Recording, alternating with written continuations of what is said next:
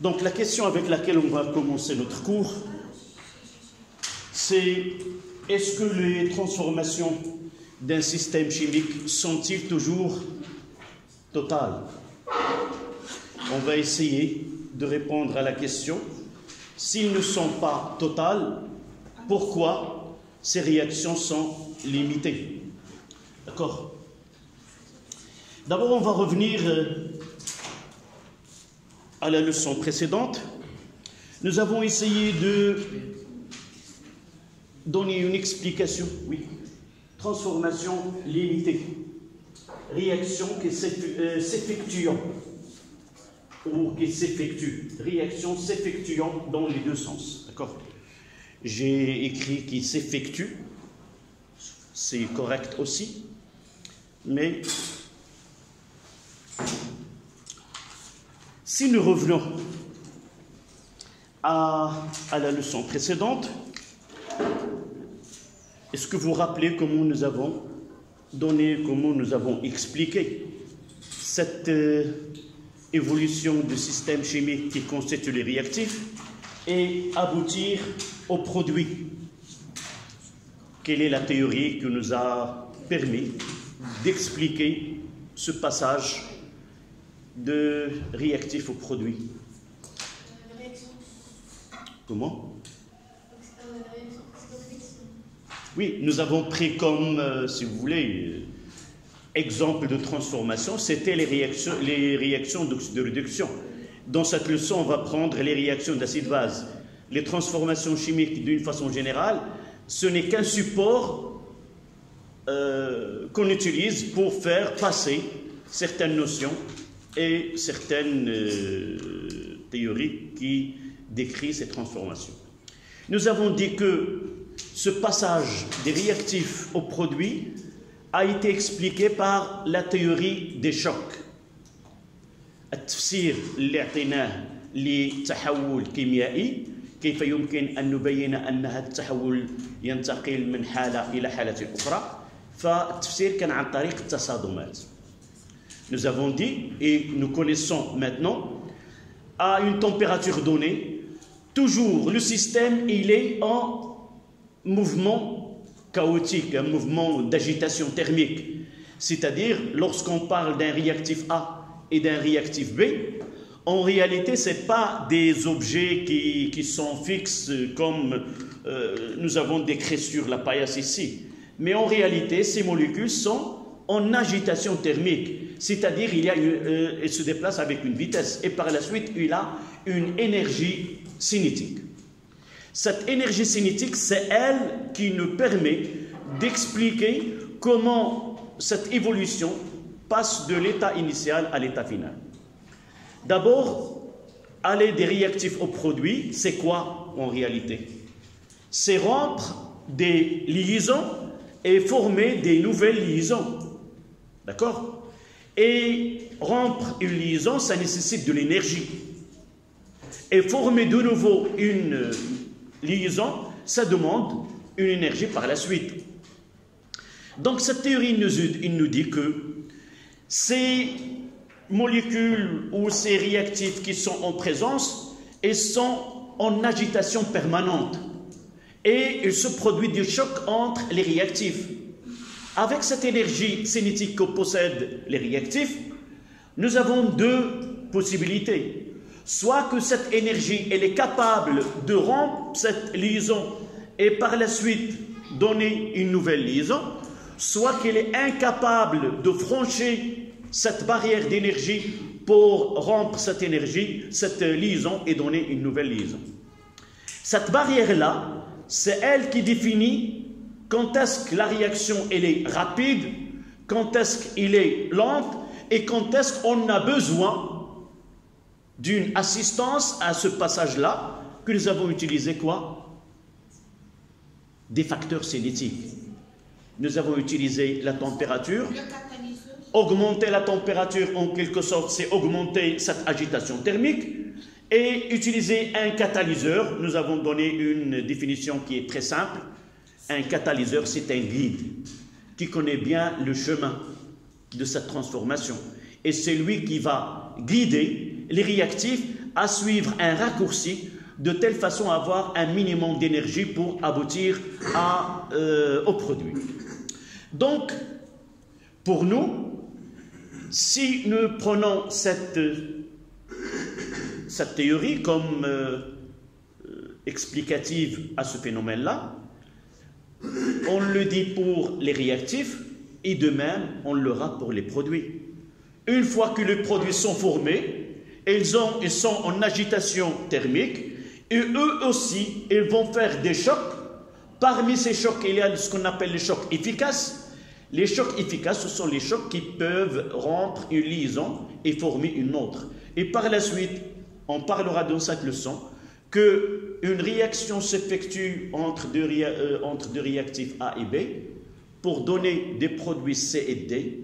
Et à partir d'un instant donné, à partir d'une concentration de ces produits, eux aussi, ils sont en agitation. Ils vont réaliser des chocs eux-mêmes. Et qu'est-ce qu'ils vont faire? Ils vont reproduire, redonner les réactifs qui ont donné naissance à ces produits. Et là, on aura devant deux processus. Un des réactifs vers le produit et l'autre des produits vers les réactifs. Et on parlera d'une transformation irréversible. Dans certains cas, les produits sont incapables de réaliser une transformation chimique, d'avoir cette énergie pour reproduire les réactifs, et dans ce cas-là, on aura une réaction totale qui s'effectue d'un seul sens. Des réactifs vers le produit, on n'a pas la réaction inverse. Oui? Monsieur, maintenant, si on a la transformation ou bien la réaction totale, on a les produits, donc seulement les réactifs. Mais s'il est limité, les produits dans les réactifs et les réactifs dans les produits. Oui. D'abord, nous avons déjà parlé de mots transformation et de mots réactifs. Terminologie, il y a une grande différence entre transformation et réaction. Dans l'esprit chimique, une transformation, c'est l'étude, étape par étape, de l'instant où on mélange les réactifs et étudier les possibilités qu'on a, quels sont les réactifs, quels sont les chemins suivis par ces réactifs. Peut-être il y en a plusieurs, et à partir de cette étude qu'on appelle transformation, on peut dire que le seul chemin, c'est tel chemin. Mais la réaction, réactif, produit, et on ne s'intéresse pas comment l'évolution a été faite pour aller de ces réactifs à ces produits, et pourquoi ils ont choisi un tel chemin et non pas un autre. C'est ça la différence. Mais pour nous, à notre stade, on ne différencie pas entre réaction et une transformation. D'accord? Donc, en chiffres romains, évidemment, là, cette introduction, c'est l'objet de cette leçon. Et toujours lorsqu'on veut avancer des notions en physique et en chimie, toujours on prendra un support. Tu as dit tout à l'heure que nous avons utilisé les réactions d'oxydoréduction. C'était les réactions qui nous ont permis de définir une transformation rapide, transformation lente. Là, on va essayer de définir, est-ce que la transformation elle est totale, est-ce qu'elle est limitée, et à partir de ces réactions d'acide-base. Et pour cela, on va commencer par un en chiffres romains, rappel sur les réactions acido-basiques. Donc, un en chiffres romains, rappel sur les réactions acido-basiques. Sur les réactions acido-basiques.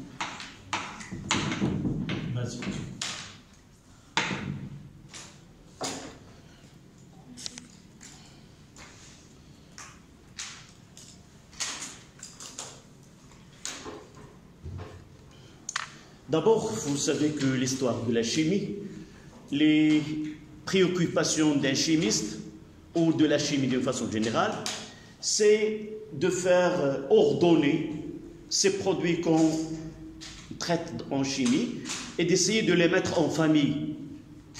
Donc maintenant nous savons qu'il y a la famille des oxydants et des réducteurs et nous l'avons défini d'une façon claire.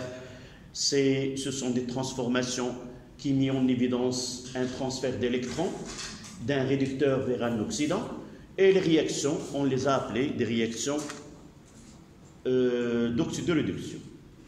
Une autre partie de la chimie est s'intéresser à d'autres produits.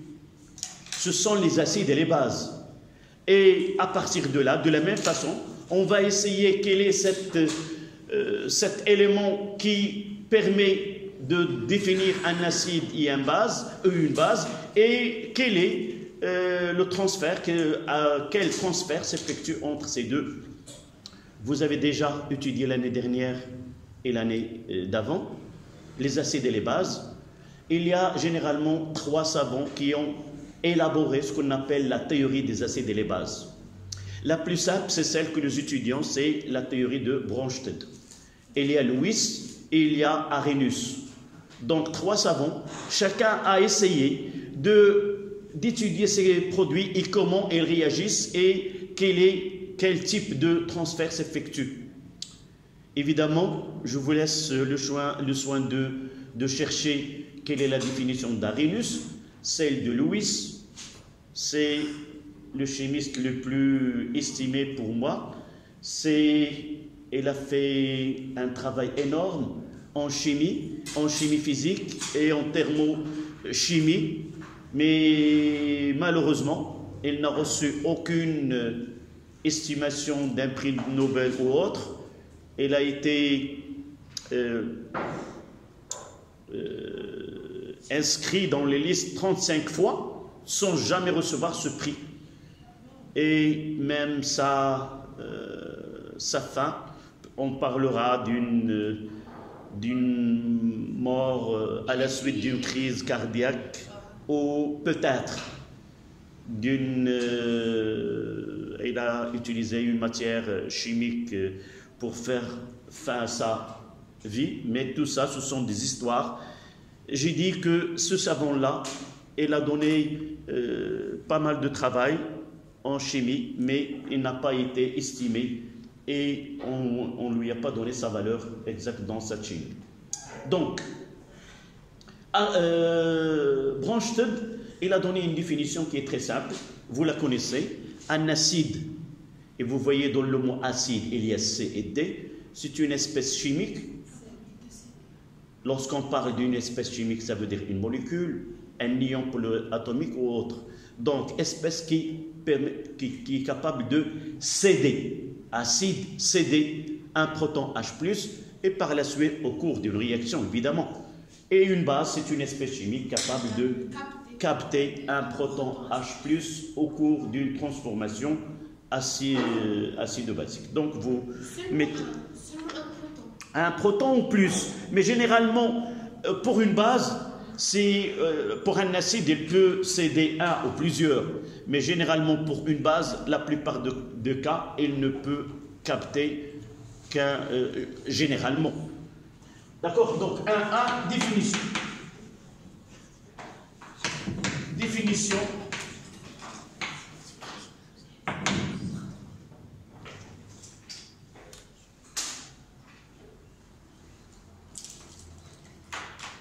À la ligne. Selon la théorie de Bronsted. Selon la théorie de Bronsted. Évidemment, là, il y a un O qui est barré. C'est pas un français. Selon la théorie de Bronsted, 2 points à la ligne, un acide est une espèce chimique. Un acide est une espèce chimique susceptible de céder. C'est capable. Ou capable. Qadir. C'est la même chose, ces 2 termes, vous pouvez utiliser capable. susceptible ou capable de céder un proton H+,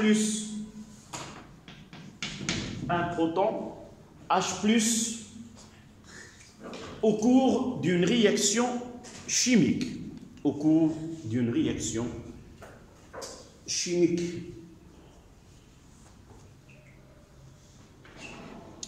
Et à la ligne, vous notez la définition, une base, de la même manière. Oui, c'est une espèce chimique capable de capter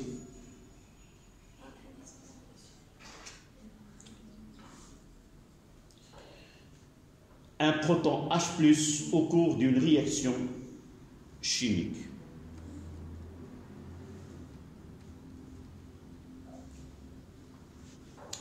D'abord, on va essayer de voir ce terme proton. Pourquoi on l'appelle proton H+, un proton. D'accord?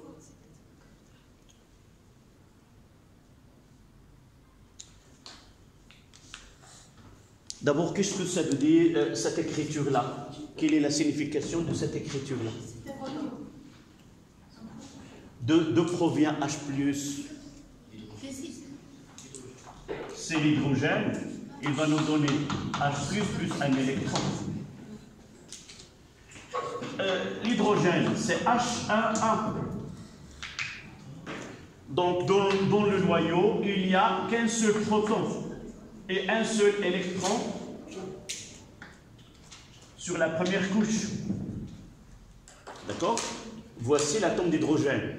En perdant un électron, qu'est-ce qu'on aura? P plus un électron. Ça veut dire cet atome d'hydrogène, en réalité, n'est autre qu'un proton. C'est pour cela qu'on l'appelle le proton H+. D'accord?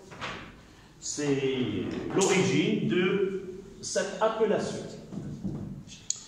Donc on passe à 1, 2. Couple acide-base. Couple acide-base.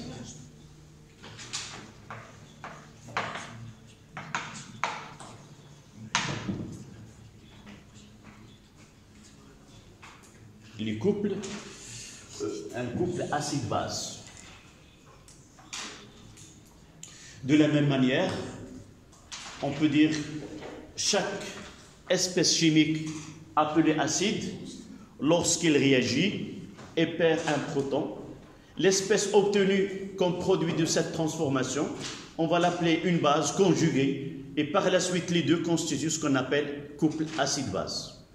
Donc vous notez, un couple acide-base,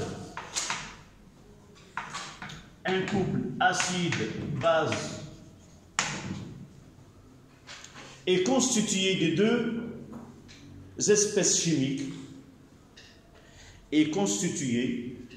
deux espèces chimiques, qui se transforment l'une en l'autre,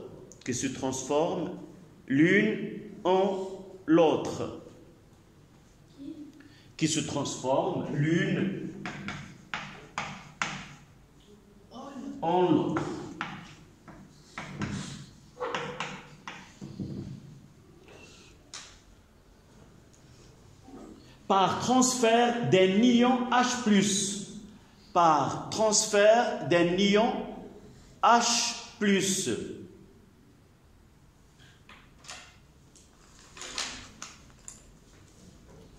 selon la demi-équation acido-basique, c'est acide donne base plus H+.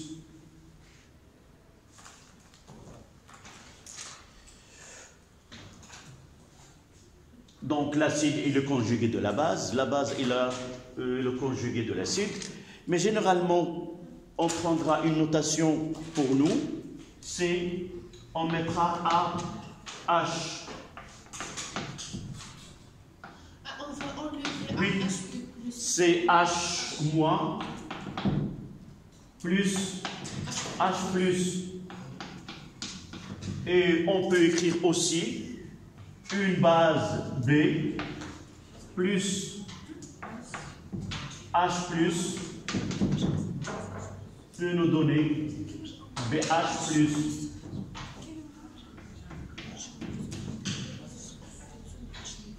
Voilà les symboles qu'on utilise généralement.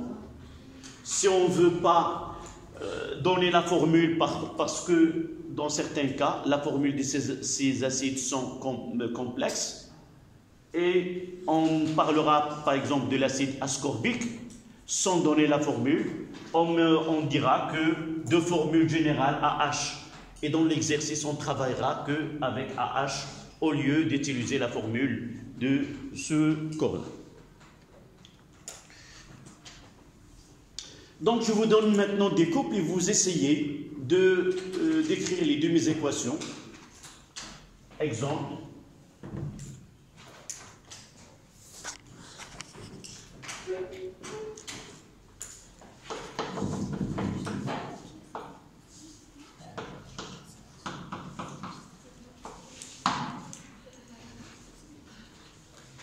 NH4 plus sur NH3 HCO3- sur CO3-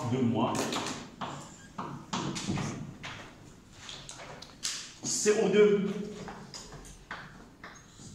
H2O sur HCO3-.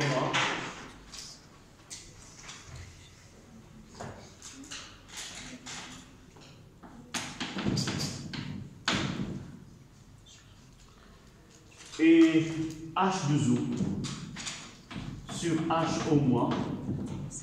Et finalement, H3O plus sur H2O.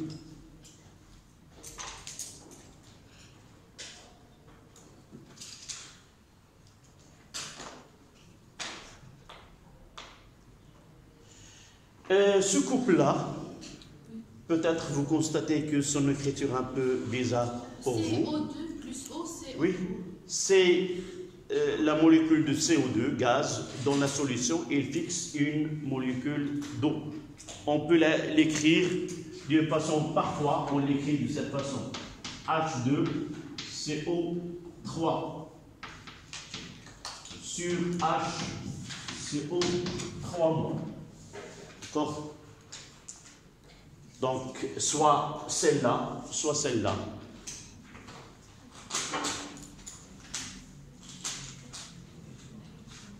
Donc, les demi-équations acido-basiques, là, NH4 plus donne H plus NH3. On va essayer, ce sont des couples qu'on va travailler dans nos exercices, et par la suite, nous devons connaître leur nom. Donc, la nomenclature, c'est ion, ammonium.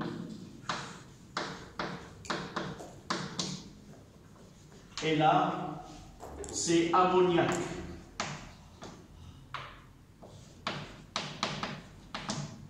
Voilà. L'autre, c'est HCO3-. H plus CO3-.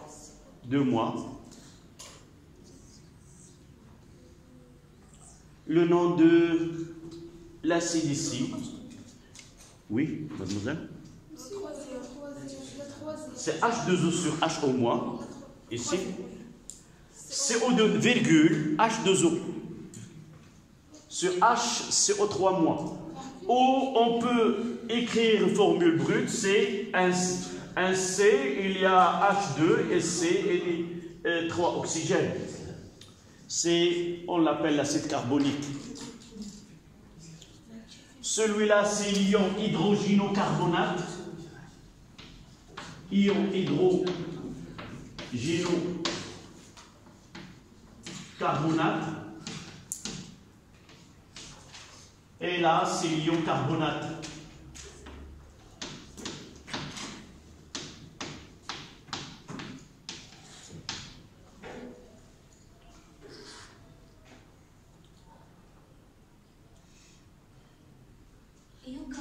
Oui, ion carbonate.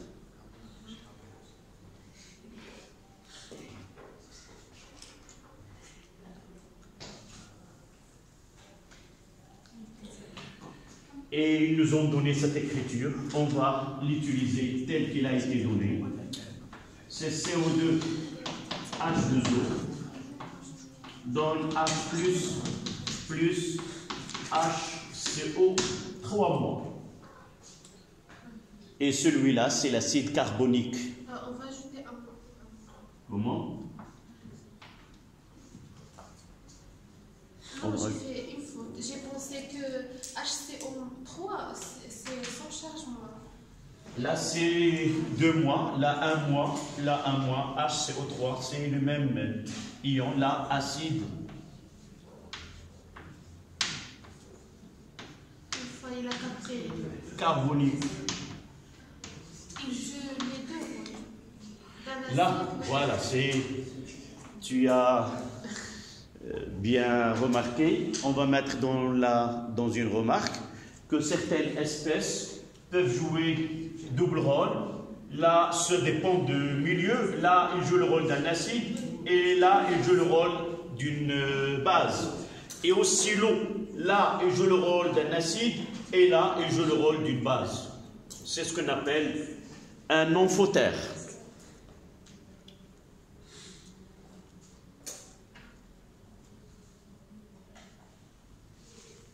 C'est la remarque qu'on va faire. Tu sais les deux acides carboniques. Comment? Non. Là, c'est déjà nommé. Je ne peux pas donner le même nom à deux espèces différentes. Je n'ai pas donné le nom parce qu'elle est juste là. Oui, c'est l'ion hydrogénocarbonate. Et tu vois que le nom de celui-ci atteint jusqu'à CO3 de mois. C'est la faute à le nom qui est un peu long.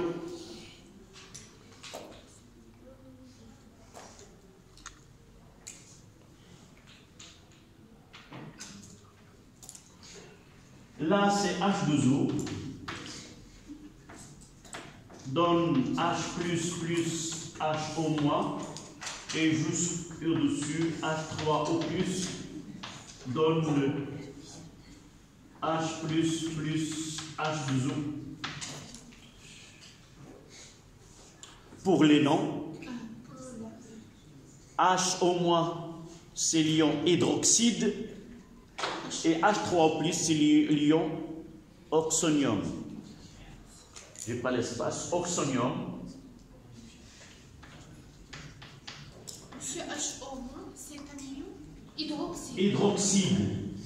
Là, c'est oxonium. Là, c'est hydroxyde.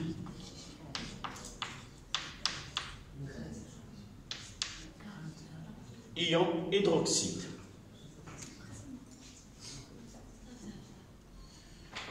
Est-ce que c'est clair? Oui. Pour les noms, on aura l'occasion de les retrouver par la suite et on va donner leur nom. D'ici vers la fin de ce chapitre-là, on va se familiariser avec ces noms. Surtout l'ion ammonium, la molécule d'ammoniac, acide acétique, acide éthanoïque, acide et ainsi de suite. On aura le temps d'apprendre les noms de ces produits. Donc la remarque de votre camarade, on va la noter.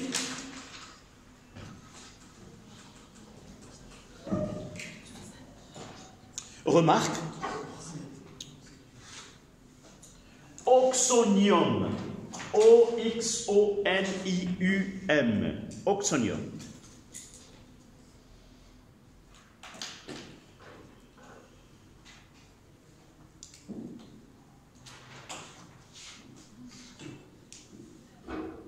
Donc, remarque, un ampholyte, un ampholyte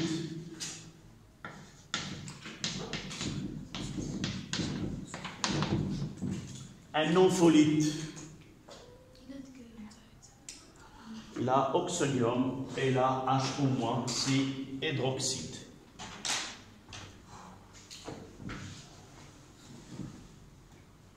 Un ampholyte est une espèce chimique.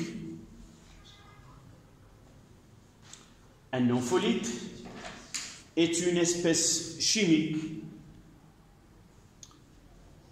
qui intervient dans deux couples acide-base.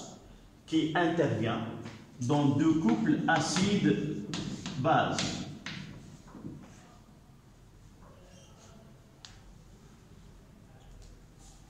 Dans l'un comme acide,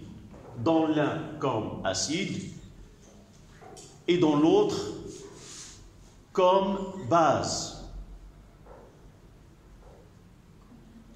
Dans l'un comme acide et dans l'autre comme base.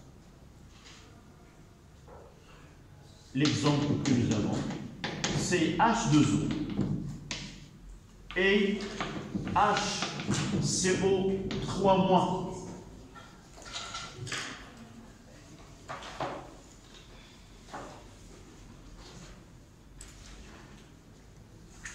Si on utilise l'adjectif de ampholyte, on dit que l'eau est amphotère et HCO3- est amphotère.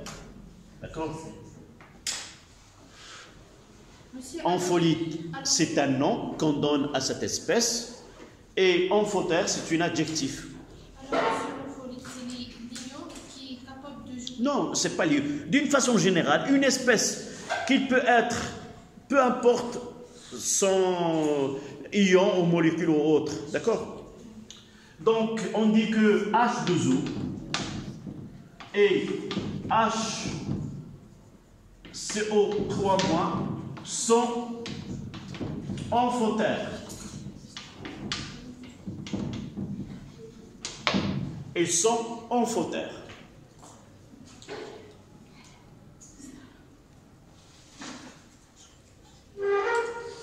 Là, il nous ramène à 1,3 les réactions acide-base.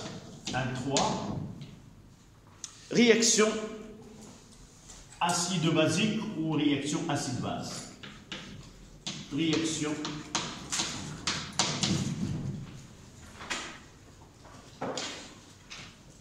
acido-basique.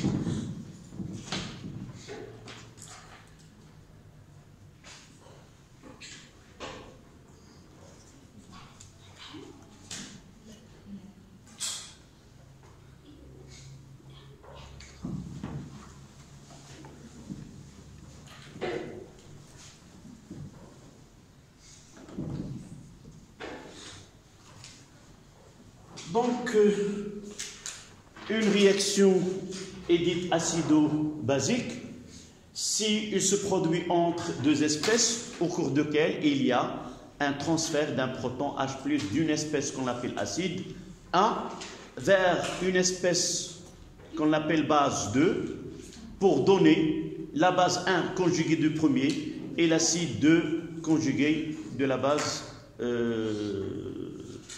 qui a réagi avec cet acide. Donc vous notez, on parle de réaction acido-basique, on parle d'une réaction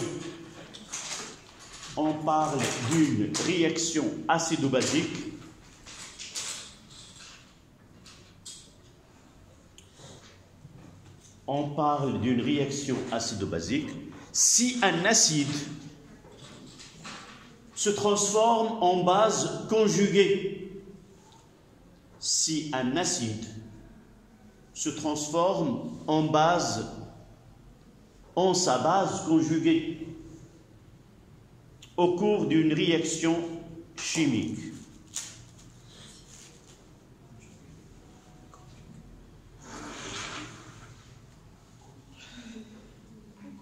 Au cours d'une transformation chimique ou réaction chimique. Point.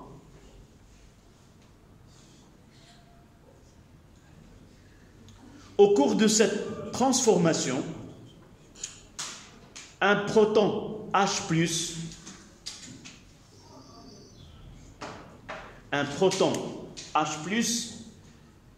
est transféré entre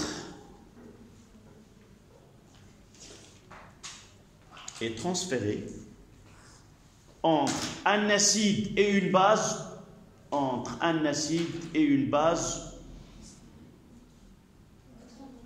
Dans cette transformation, un proton H+ est transféré d'un acide à une base de deux couples différents.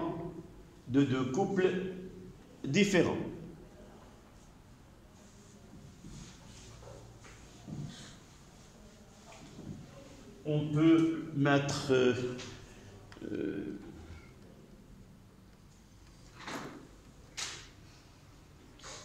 par exemple HA1 plus A2 moins peut nous donner A1 moins plus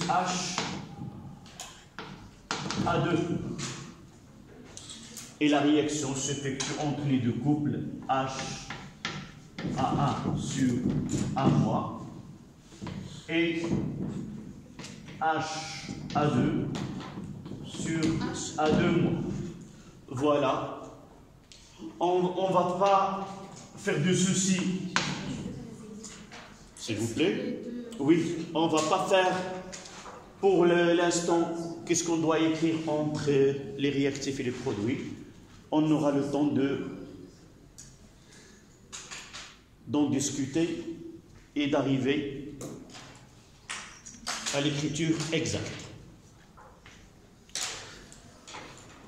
Donc jusque-là, nous avons préparé que, si vous voulez, les ingrédients pour parler des transformations limitées. Donc les réactions pilotes là, ce sont des réactions d'acide-base. Et pour mettre une étude quantitative, on doit faire des mesures.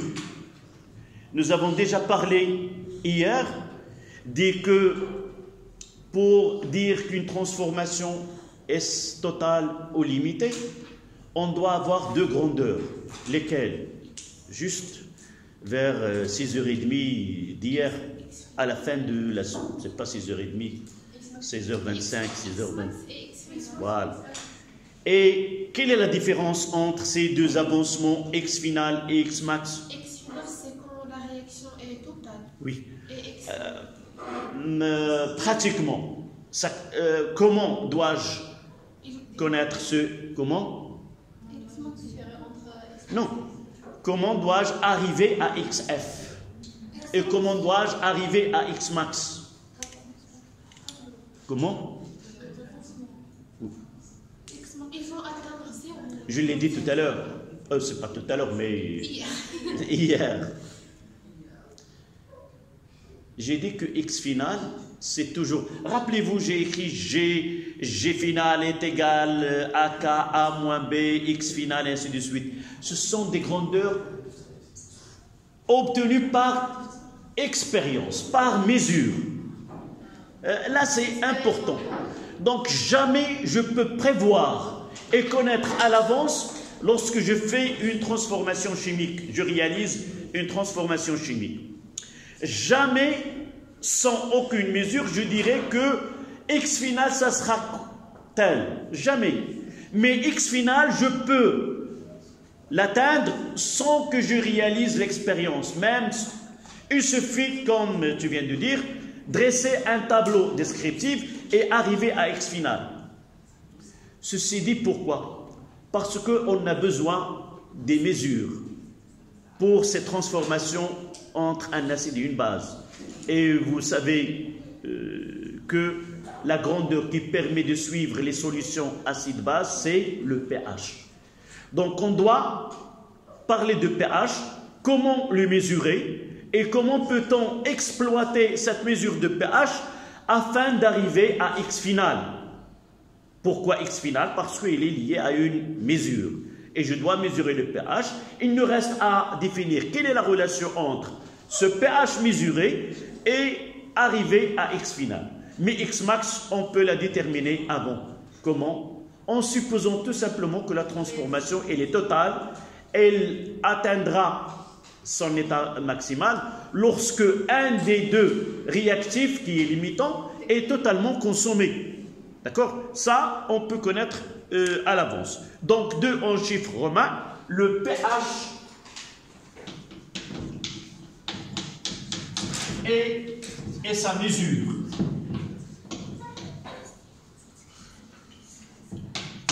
Le pH et sa mesure.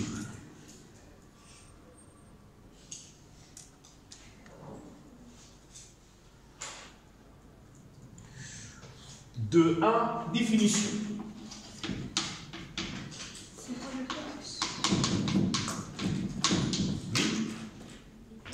Oui, le pH. Cette définition, ça vient de, en réalité, si vous suivez l'histoire de cette définition, le savant qui a donné cette définition, en réalité, il travaille dans une usine. Cette usine, il produit de la bière et il y avait un problème dans l'acidité de ce produit. Et il veut connaître le degré d'acidité en faisant des mesures. Et de là, il a parlé de pH. pH, en réalité, c'est le potentiel d'hydrogène. Mais en réalité, on oublie cette appellation, mais c'est une grandeur qui permet de définir une valeur numérique sans unité qui peut différencier une solution acide d'une autre. On s'arrêtera 5 minutes et on continuera juste après.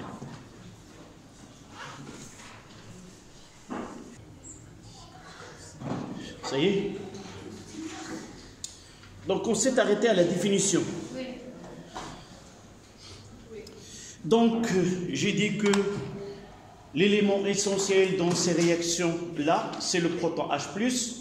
Dans l'eau, elle va donner des ions H3O+, et par la suite, déterminer la concentration des ions oxonium H3O+ dans une solution nous donne une indication sur l'acidité de cette solution-là. D'accord?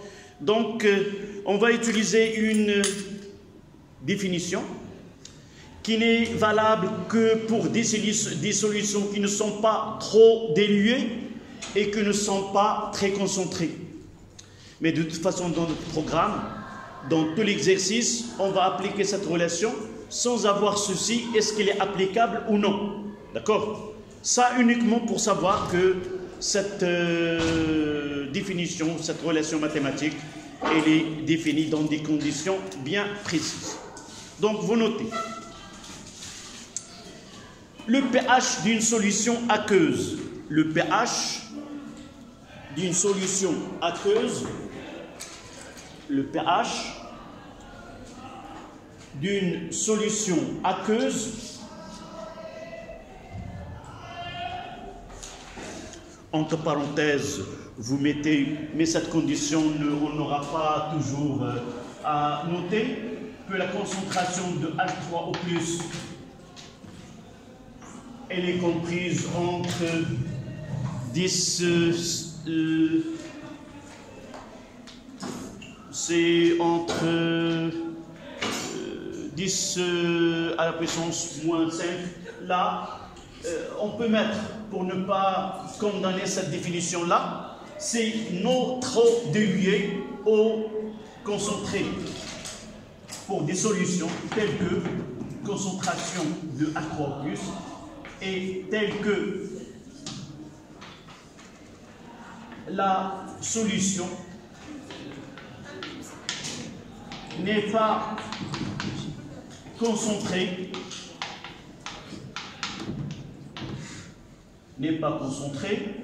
c'est-à-dire généralement supérieur à 0,1, parce que si on prend des solutions qui sont concentrées, par exemple 10 moles par litre, on va trouver une valeur qui est négative. Et si nous essayons de prendre une valeur qui est supérieure à 10-6 ou 10-7, on aura des pH qui ne reflètent pas la réalité. Donc la solution n'est pas concentrée ou trop diluée. S'il est trop dilué, on va considérer que la solution est de l'eau. D'accord? Ce n'est pas la peine de dire 10-8, concentration de l'acide 10-8. On va essayer de chercher une valeur. Là, ce n'est pas acceptable. S'il est trop dilué, c'est de l'eau.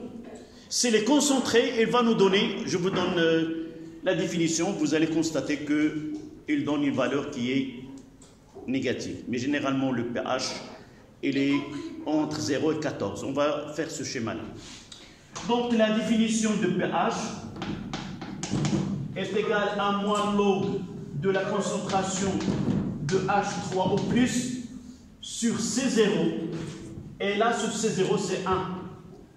1 mol litre moins 1. Toujours 1. Mais on va l'oublier par la suite. On va utiliser que pH est égal à moins log de la concentration de H3 au plus. Pourquoi? Tout simplement parce que le pH est une valeur qui n'a pas d'unité et la fonction doit entrer sur des valeurs numériques et non pas sur des grandeurs. C'est pour cela qu'on a ajouté C0 uniquement pour simplifier l'unité. Monsieur, pourquoi C0 est égal à toujours 1? Ça, c'est un choix dans les fonctions. Ce sont des fonctions numériques. On ne peut pas dire le cosinus de 2 ampères. D'accord? On dira cosinus de 2 degrés, 10 degrés, 15 degrés. Mais on verra dans le cours de physique nucléaire, on va utiliser l'exponentielle et parmi les choses qu'on doit faire attention, c'est l'unité. Donc, le logarithme ne peut pas entrer sur une grandeur d'unité donnée. Ça, c'est par définition. Donc, c'est pour cela que nous avons mettre un rapport sur A uniquement pour simplifier. Là, il doit être en mol par litre pour simplifier l'unité.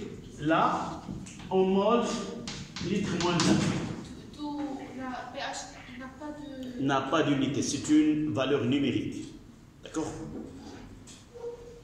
Ou tout simplement, nous pouvons utiliser une autre définition, que la concentration de H3 au plus est égale à 10 à la puissance moins pH.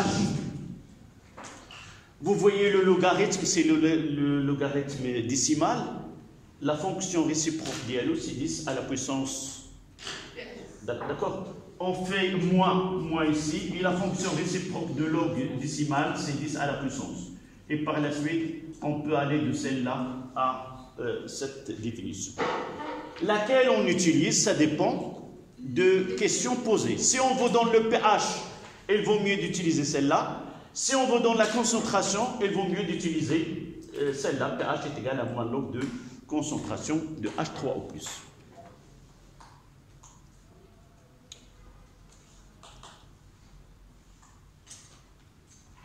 On prendra quelques exemples de calcul.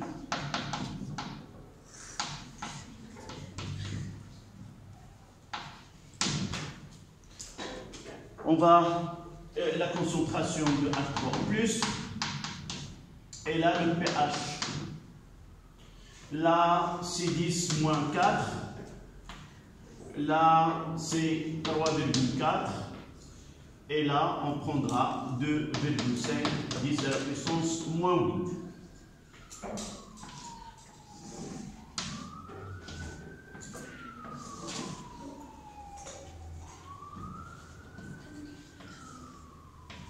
Voilà, on va essayer de faire ce calcul. Essayez de vous entraîner.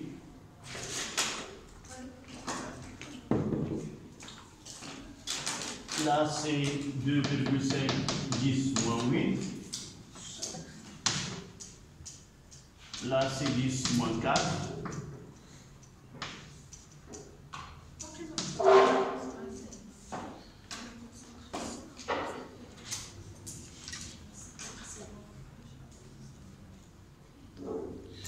Évidemment, j'ai dit que le pH entre 0 et 14. Comment travailler sur une calculatrice? Là, c'est simple. Oui, c'est pas la peine. Lorsqu'on vous donne 10 à la puissance, c'est pas la peine de chercher. C'est, voilà, 10 à la puissance moins pH. Donc le moins pH est égal à 4. On mettra ici son calcul, 4. D'accord? Voilà, lorsqu'on vous donne un pH, une concentration, il n'y a pas une valeur là de 1 ou 1,5 ou 10 à la puissance. Vous lisez directement le pH. Pour le deuxième, qu'est-ce qu'on va faire? Oui, vous mettez 10 à la puissance moins 3,4 et 3,98. On peut dire que 4, 10 à la puissance moins 4. Évidemment, sans oublier que l'unité c'est mol, litre moins 2. Et là, vous mettez moins log 2,5 10 à la puissance moins 8. Et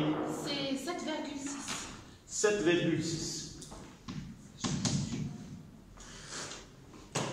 Donc la première étape dans nos exercices, dans notre application par la suite, c'est comment passer de pH à la concentration, ou de la concentration au pH. Mademoiselle? Oui. Tu prends d'abord, essayez d'avoir une calculatrice propre à vous. صافي ديالك ماشي حتى نهار الامتحان ناخذ الكالكولاتريس مع واحد اخر ما غادي نفهمش داكور. Non, je parle à tout le monde. Donc ça dépend de ta calculatrice. Tu as les touches aussi en jaune et les touches en noir.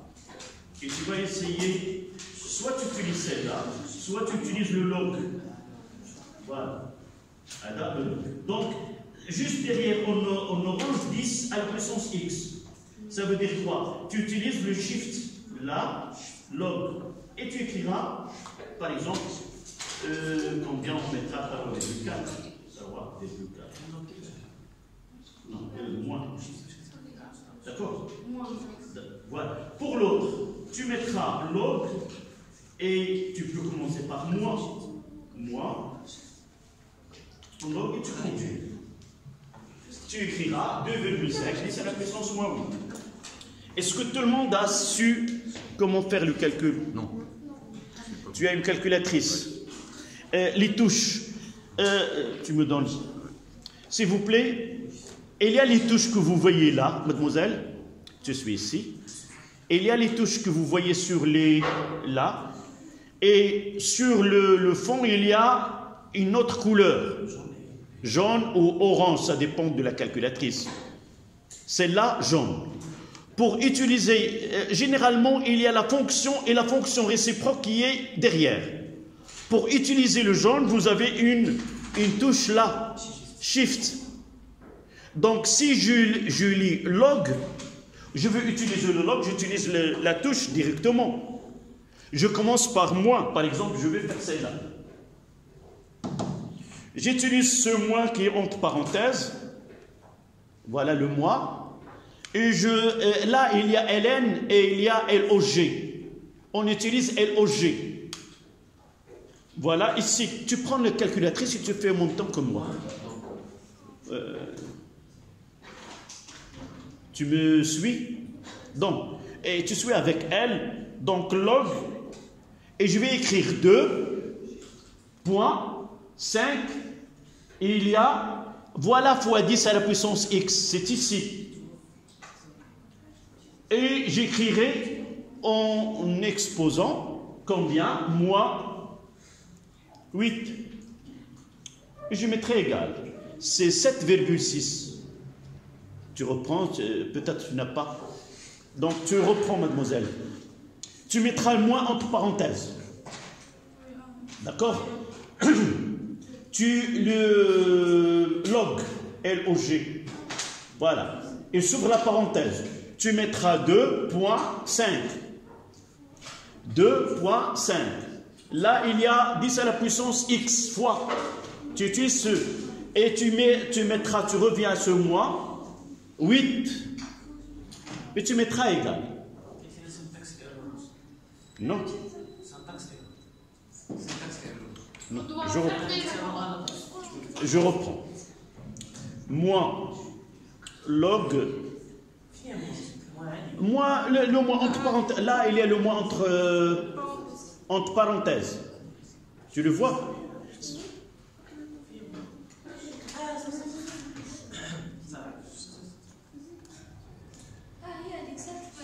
7,6. Tu recommences ou je viendrai voir ce que tu fais. Ça y est, c'est fait. Essaie de le faire. Non, viens. Viens ici. On vient de ce côté-là. Tu vas être filmé. Donc là, tu mettras le moins. D'accord? AC. Le moins. Voici le log. D'accord? 2,5, 10 à la puissance, moins 8, je ferme la parenthèse, et je mettrai égal. D'accord? Essaie de le refaire. Donc, on passe à définition, mesure de pH. De 2, mesure de pH. De 2, mesure de pH. Fais-le s'il te plaît. Tu fais celui-là. Moi, on te... Voilà, log 2,5, 10 à la puissance, moins 8, tu fermes la parenthèse ou tu mettras égal. Donc, ça y est. Donc, pour la mesure de pH, ça dépend de la précision qu'on veut. On peut essayer de lire le pH d'une solution à partir de ce qu'on a comme moyen. Nous avons 3 moyens pour déterminer la valeur de pH. D'abord, on commence par le papier pH.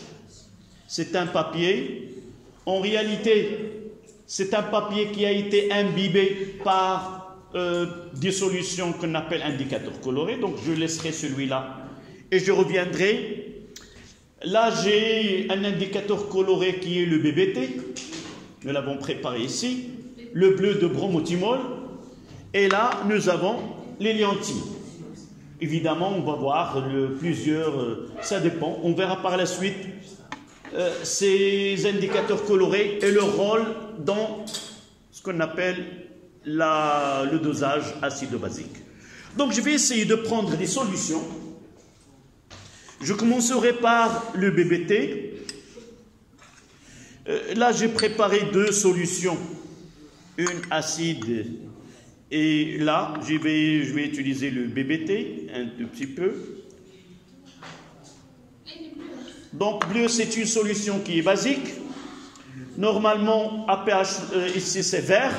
Et là, lorsque la solution est basique, la solution prend une coloration bleue. Je vais utiliser, là j'avais de l'eau peut-être. Je vais essayer de faire une solution acide.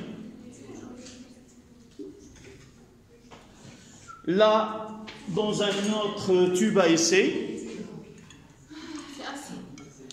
je vais mettre le bleu de bromothymol.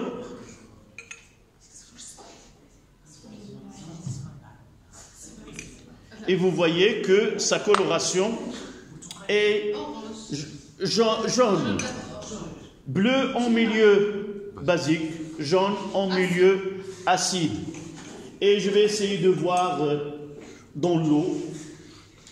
C'est vraiment... Je pense le vert.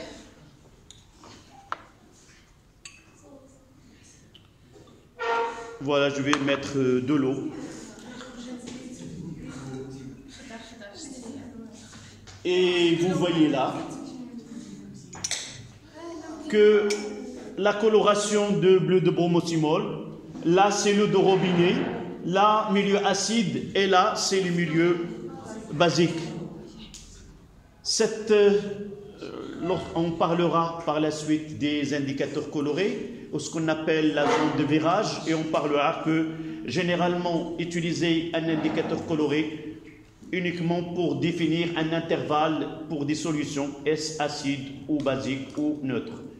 Dans certains cas, on peut définir, c'est difficile de définir le pH d'une façon exacte ou avec précision. Le même ici, c'est l'éléantine. L'éléantine, là, on utilise dans une solution qui est dans cette solution. On va essayer de l'utiliser. Et vous voyez que l'éléantine, aussi c'est un indicateur coloré, elle peut différencier deux solutions, d'une solution acide par rapport à une solution qui est basique. Et dans l'eau? Oui, dans l'eau, c'est là, uniquement on parlera de différencier deux solutions. Mais par la suite, on va essayer d'étudier de près ces indicateurs colorés, même avec l'eau. Je prendrai là de l'eau, et vous voyez qu'il aura la même teinte que même l'eau de robinet. C'est pas neutre, ça dépend de comment on le traite. Vous voyez que la même coloration ici. On verra, ça dépend de l'intervalle de pH. Où on peut ce qu'on appelle la zone de virage. Et elle changera de couleur à partir d'un intervalle donné de pH. Donc, ça, c'est les indicateurs colorés. Et à partir de là, vous pouvez comprendre ce papier universel ou papier pH. Là, on fait un mélange de plusieurs indicateurs colorés. Et on fait imbiber ce papier, on le fait sécher, et par la suite, chaque indicateur coloré qui est là, lorsqu'il sera, entre guillemets, dans sa zone de virage, il va changer de couleur. Donc je vais prendre une là, et je vais essayer de prendre celle-là, la couleur, et je vais essayer de la comparer et de définir le pH d'une façon plus précise que celui d'un indicateur coloré. Évidemment, si je prends même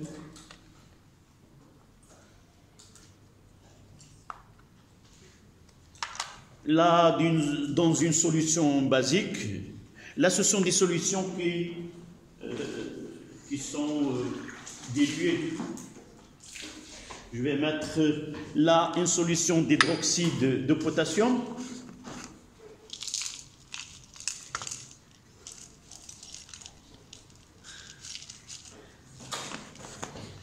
Essayez de...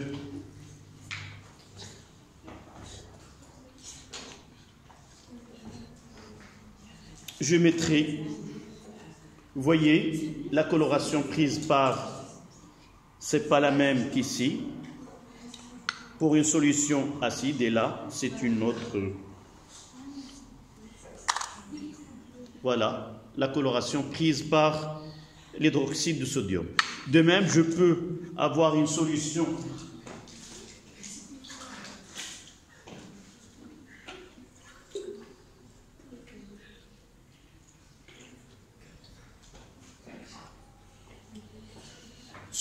acide. Et vous voyez la solution acide, la solution basique. Avec là, je peux déterminer le pH. Elle est inférieure à 1 parce que cette teinte elle est plus foncée. Donc, c'est du fait que la solution elle est très concentrée par la suite. Et pour le bleu, c'est 7, je pense. Comment? Le bleu, c'est 7. Là, non, de 1 à 14. Là, une échelle de 1 à 14. 1, 2, 3, 4, 5, 6, 7, 8, 9, 10, 11, jusqu'au 10, 12. Non, on passe par 2. Tu peux voir par la suite ce pH comme il est. La dernière qu'on va, c'est le pH mètre. Le pH mètre est le plus précis des trois techniques. Il est constitué d'un il y a de la poussière, je vais essayer de...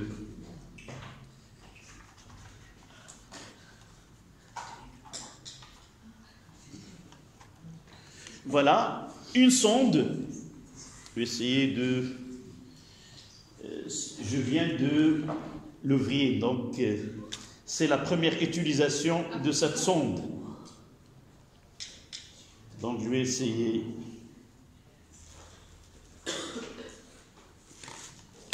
c'est de l'ouvrir, de... voilà. Une sonde, il y a deux électrodes là qui permettent de mesurer une différence de potentiel, et cette différence de potentiel, elle est calculée, si vous voulez, sous forme de pH. Donc on convertit cette tension là sous forme d'une valeur comprise entre, vous voyez là, entre 0 et 14. Donc je vais essayer de prendre des solutions. Il faut qu'elles soient non pas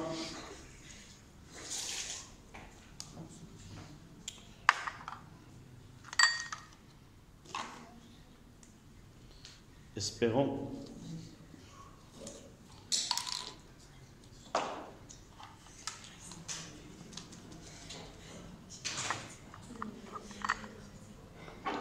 Là, nous lisons une valeur.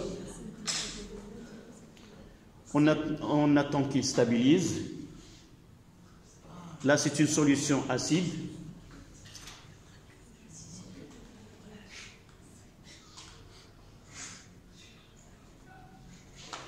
On verra bien que c'est une solution qui est concentrée ou non à partir de pH. Donc, si je change de... je prendrai cette solution peut-être, c'est de l'hydroxyde de sodium.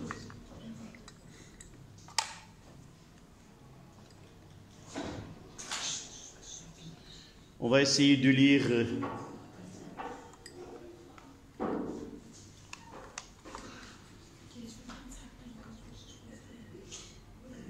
donc le pH augmente jusqu'à ce que se produise une stabilité de la lecture.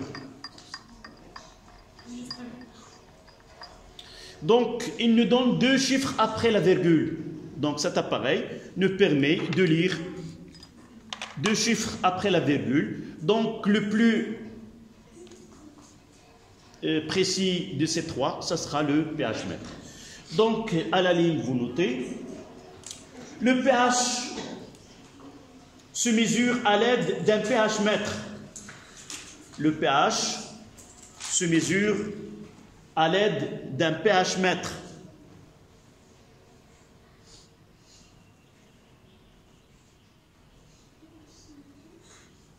Le pH est mesuré à l'aide d'un pH mètre qui est constitué d'un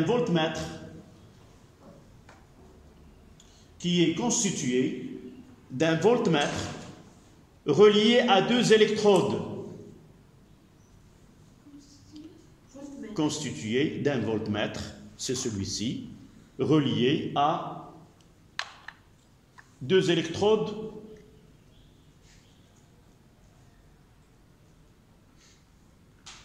point. Généralement, un pH mètre donne une valeur de pH.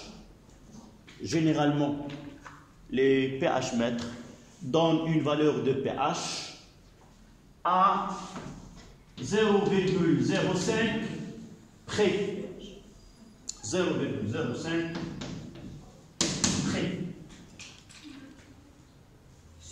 0,05 près. Ça veut dire quoi?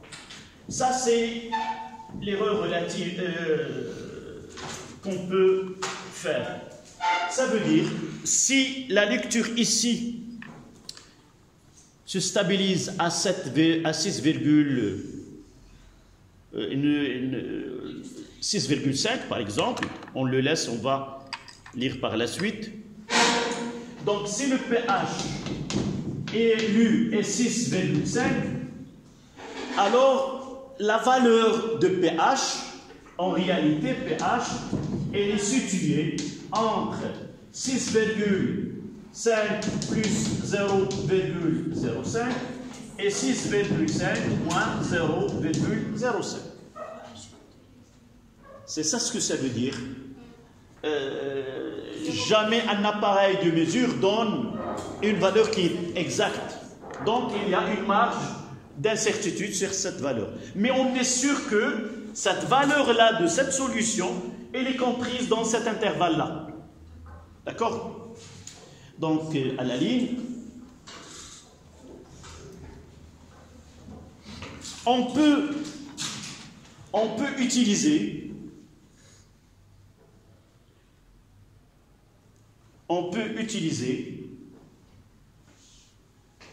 le papier pH. On peut utiliser le papier pH pour déterminer le pH d'une solution. Le pH d'une solution. Vous mettez entre parenthèses, c'est une technique moins précise. Technique moins précise. C'est une technique qui est moins précise.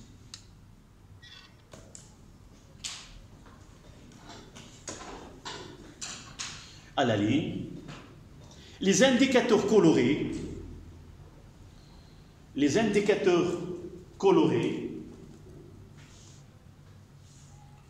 peuvent être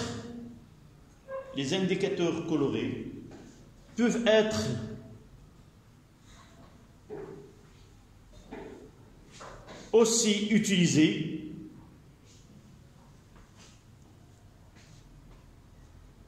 mais uniquement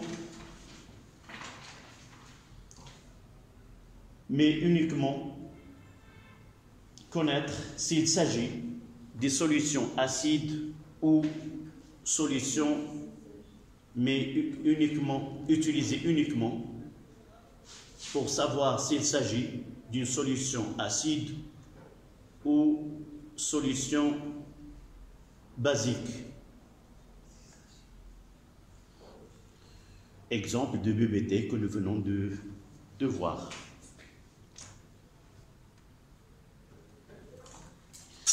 Donc, maintenant, on est prêt à étudier une transformation chimique acide ou basique et de connaître vraiment s'il s'agit d'une transformation qui est totale et d'une transformation qui est limitée. Donc, ces trois en chiffres romains, transformation chimique est-elle toujours totale? 3 en chiffres romains. Une transformation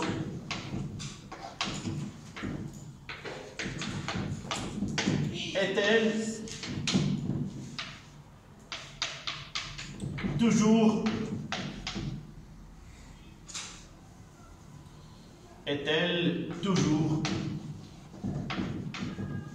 totale? Et on mettra point d'interrogation.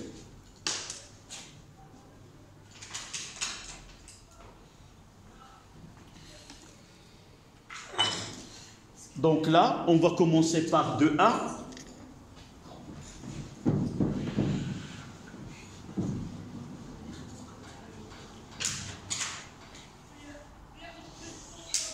Réaction. 2.1. 3.1. 3.1. Réaction entre le chlorure d'hydrogène et l'eau.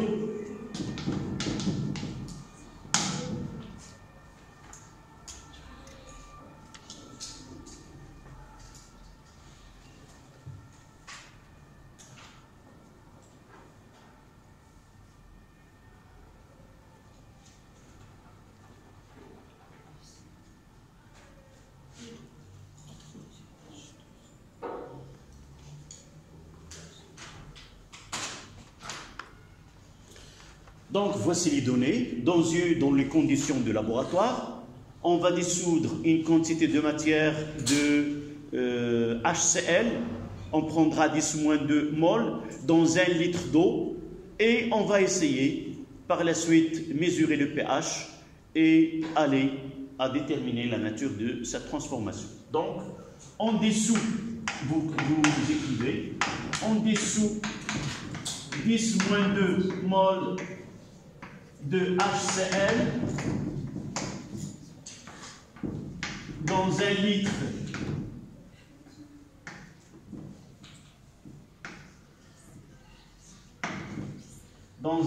d'eau. Donc VS est égal à 1 litre.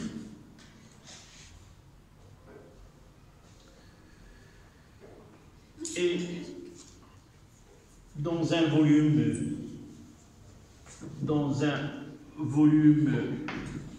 d'eau, VS est égal à 1 litre.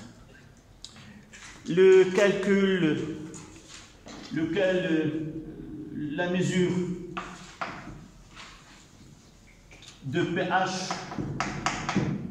donne pH est égal à 2.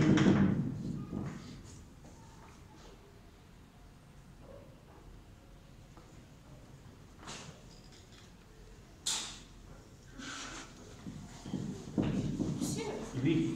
S'il te plaît, j'ai une question. Par rapport à K+ et Cl-, c'est toujours les spectateurs dans une réaction. K+, Cl-, c'est pas toujours. Nous avons vu l'eau de Javel. L'eau de Javel, Cl- n'est pas spectateur.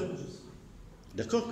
Mais pour connaître les ions spectateurs, il suffit de connaître les formules des solutions utilisées et la comparer à celle qui est dans l'équation de la réaction. Toute espèce qui n'apparaît pas dans l'équation de réaction, c'est un ion qui est spectateur. D'accord? Oui? Y a-t-il une question? Donc, qu'est-ce qu'on demande? Écrire l'équation de la réaction, définir les deux couples acide-base et dresser le tableau d'avancement de cette transformation, calculer X final, calculer X max et par la suite ce qu'on appelle le taux d'avancement. Est-ce que vous avez entendu le taux d'avancement l'année dernière?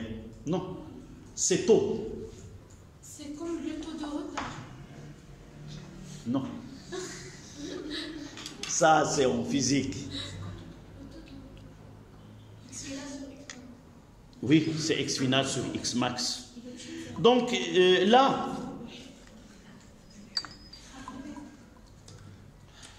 j'ai dit, dans une transformation, on fait une expérience. Au cours de cette expérience, on fait une mesure. Cette mesure, elle est exploitée de telle façon à avoir X final. Et l'étude théorique de cette transformation permet de connaître X max. Alors on parle de le taux d'avancement. Peut-être vous avez entendu parler de la route rapide Tiznit-Dakhla.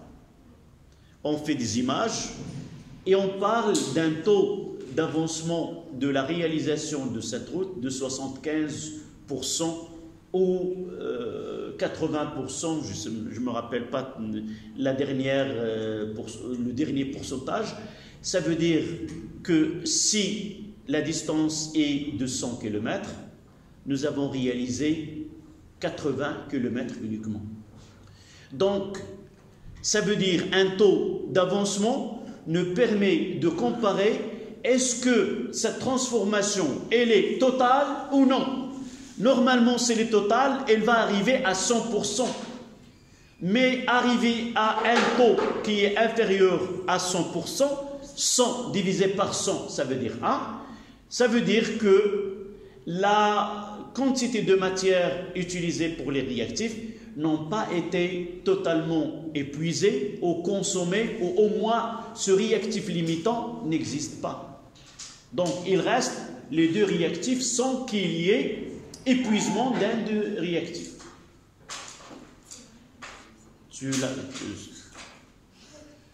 Je parle où je pars d'une quantité de matière de A et une quantité de matière B, en réalité, d'après l'équation de la réaction, je peux connaître qui est le limitant. D'accord? Donc, s'il est limitant, ça veut dire quoi? Qu'est-ce que ça veut dire limitant? C'est lui qui va donner un signe que la réaction, elle s'est arrêtée. C'est arrêté comment? Par consommation de ce réactif limitant. Il ne se trouve plus dans le mélange réactionnel. Mais là, on va essayer de voir, est-ce que la réaction arrive à sa fin, soit avec consommation de réactif limitant, soit il peut arriver à sa fin sans que le réactif limitant soit consommé. C'est-à-dire à la fin, dans le cas où le taux d'avancement est inférieur à 1, on va trouver le réactif A, le réactif B, le produit C et le produit D.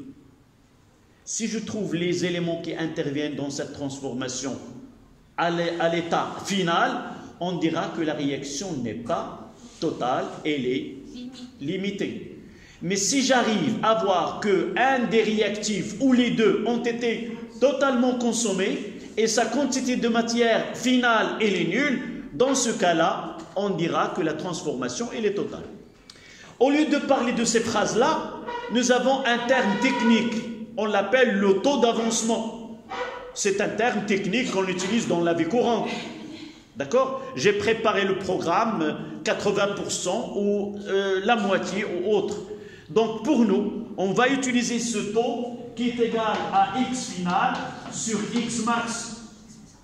Et nous aurons deux possibilités. Soit que le taux est égal à 1, soit que le taux est inférieur à 1. Celui-là, ça veut dire que la transformation elle est totale et la fin, c'est-à-dire que la composition du mélange ne varie pas. Dans ce cas-là, en réalité, dans les deux cas, soit que le taux est inférieur à 1 ou soit que le taux est égal à 1, l'évolution du système vers un état final où on peut dire qu'il est stagnant, il n'évolue plus. Sauf que dans ce cas-là, il n'évolue plus parce que un des réactifs ou les deux ont été consommés. Mais là, elle atteint sa fin, n'évolue plus, malgré la présence des deux réactifs. Ils sont là, mais ils sont incapables d'être consommés totalement. On va répondre pourquoi, évidemment. Je l'ai dit dans l'introduction. Le pourquoi, ça revient à quoi, si vous vous rappelez de ce que j'ai dit au début? J'ai une question. Oui. Dans le tableau d'avancement. Ma question la laisse. Hein? Oui, ta question. Dans le tableau d'avancement, on a seulement X max. Non, d'abord, شوف. دابا حنا غير غادي نبنيو الحصه الجايه غادي نديروا التمارين ديالنا. دابا خصنا شنو هما لي زوتي اللي غادي يكونوا عندي. دابا ملي غادي نجي نحدد واحد التحول واش كلي ولا جزئي ومحدود، كيخصني يكون عندي الادوات الاشتغال شنو هما. خصني نعرف اكس فينال، خصني نعرف اكس ماكس. داكشي زعما اكس فينال. واخا دابا ملي يكون عندي، دابا ملي غادي نتكلم على جدول التطور، لو تابلو دافونسمون. Donc dans le tableau d'avancement, j'aurai 4 états. État initial, état intermédiaire, état final et état maximal. L'état maximal, on va considérer que la transformation a été vers la fin où il y a la consommation de réactifs limitants. La quantité de matière du limitant est égale à 0 à la fin. Et de là, je vais déterminer X max. Mais X final doit être déterminé par une mesure. Dans ces exercices, on a le pH. Donc, à partir de pH, je vais suivre le pH où se trouve dans H3O+. H3O+, où se trouve dans la transformation. Vous voyez ici, HCl plus H2O. Il va nous donner, je mettrai un point d'interrogation, H3O+, plus Cl-. Là, à l'état initial, qu'est-ce que j'ai? N0. Là, c'est de l'eau, c'est le solvant, il est en excès. Là, c'est 0 et là, c'est 0. c'est-à-dire H3O+, qui provient de la dissociation de HCl. Là, j'aurai N0 moins X, excès, X et X. Là, N0 moins X final. Là, X final. Et là, X final. Et l'état qui reste, c'est N0 moins X max, X max, X max. Le plus important ici, comment connaître? Je dis que ce X final, il se trouve là, il se trouve là, et il se trouve là. D'après les données, quelles sont les données que j'ai? Le pH. Donc le pH, voilà le raisonnement que je dois faire. Le pH, il est lié à la concentration de H3O+. Donc si je connais le pH, je connais la concentration de H3O+. Et si je sais la concentration de H3O+, donc je connaîtrai X final. Donc je mettrai que la concentration de H3O+ final est égale à N final de H3O+ sur V de la solution utilisée. Et c'est quoi N, la quantité de matière dans le tableau? C'est X final est égal à X final sur Vs. Et cette concentration de H3+, elle est égale à 10 à la puissance moins pH, est égale à X final sur Vs. Et de là, je tire que X final est égal à Vs fois 10 à la puissance moins pH. Soit je peux calculer, soit je peux aller là. Donc est égal à quoi? C'est Vs fois 10 à la puissance moins pH sur X max, c'est quoi? C'est N0. N0, c'est quoi? C'est la concentration fois Pn0, je l'ai. Dans ce cas-là, j'ai 10 moins 2. Donc c'est 10 moins 2. Et le volume combien? C'est 1. 1 fois 10 à la puissance moins 2 sur 10 moins 2, ça donne combien? Ça donne 1. Est-ce que c'est compris? Oui, pose ta question. Monsieur, quand on va calculer la quantité de matière de H3, X final. Oui, de H3O+. Oui. Pour HCl et Cm, ils vont donner... Tu as les données dans le cahier, c'est quoi? Nous avons utilisé une quantité de matière 10-2 de HCl, dissoute dans 1 litre d'eau, et après mélanger à la fin, nous avons noté que le pH est égal à 2.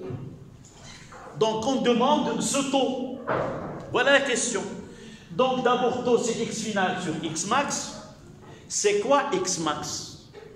X max, je dois aller aux données et chercher dans les données. Il y a une mesure. La mesure de pH a donné. On va voir par la suite. Mesure de la conductivité sigma a donné. Donc toujours X final doit être lié à une mesure. Dans ce cas-là, la mesure est de pH. Donc, je dois discuter avec moi-même. Connaître le pH, c'est d'une autre manière connaître la concentration de H3O+. Connaître la concentration de H3O+, permet de connaître la quantité de matière de H3O+, puisque le volume, je le connais. Et c'est quoi la quantité de matière de H3O+, d'après le tableau? C'est X final.